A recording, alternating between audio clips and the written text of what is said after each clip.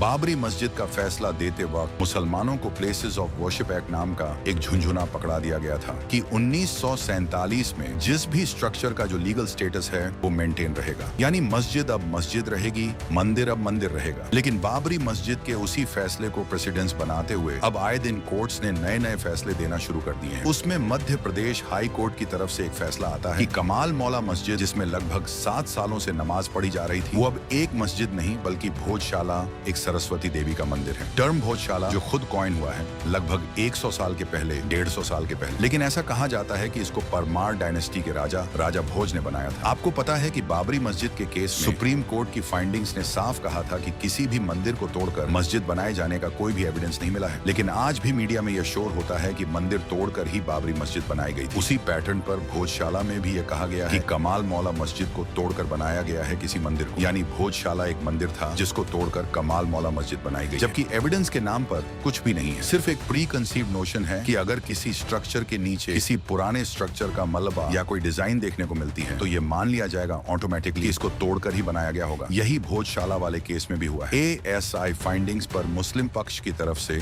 सलमान खुर्शीद ने कई सवाल उठाए। उसमें जो बहुत महत्वपूर्ण सवाल थे वो ये थे कि ASI ने अपनी रिपोर्ट्स में जिन चीजों को खुदाई के वक्त निकाला उसमें से कई चीज ऐसी हैं जो पूरी तरह से साफ सुथरी हैं, जबकि कई साल मलबे में दबे रहने के बाद उनको उस तरह नहीं होना चाहिए। प्लास्टिक बॉटल्स का मिलना भी सवालों के घेरे में खड़ा करता है ASI को, क्योंकि 13वीं सेंचुरी या 12वीं सेंचुरी में अगर बात करी जाए तो शायद प्लास्टिक का इन्वेंशन नहीं हुआ हो, जहां तक मुझे ऐसा लगता है। आप भी इस बारे में जानते ही हो। लेकिन बाबरी मस्जिद का फैसला देते वक्त जो रास्ता सुप्रीम कोर्ट के उन जजेस ने खोला था, अब उस रास्ते पर चलते हुए बाकी जजेस भी फैसला देंगे। और वह फैसला किस तरह हुआ था सबको अच्छी तरह से पता है, जिसमें साफ बोला गया था कि मस्जिद को गिराया जाना एक गैर कॉन्स्टिट्यूशनल असंवैधानिक काम। लेकिन सजा के नाम पर क्या हुआ ये आप जानते ही हैं। और एक जज को उसके बाद राज्यसभा भेज दिया गया था और दूसरे ने बताया कि कैसे भगवान से पूछकर उसने बाबरी मस्जिद का वह फैसला लिया था। तो अब बाकी जजेस को भी राज्यसभा जाने से कोई नहीं रोक सकता है।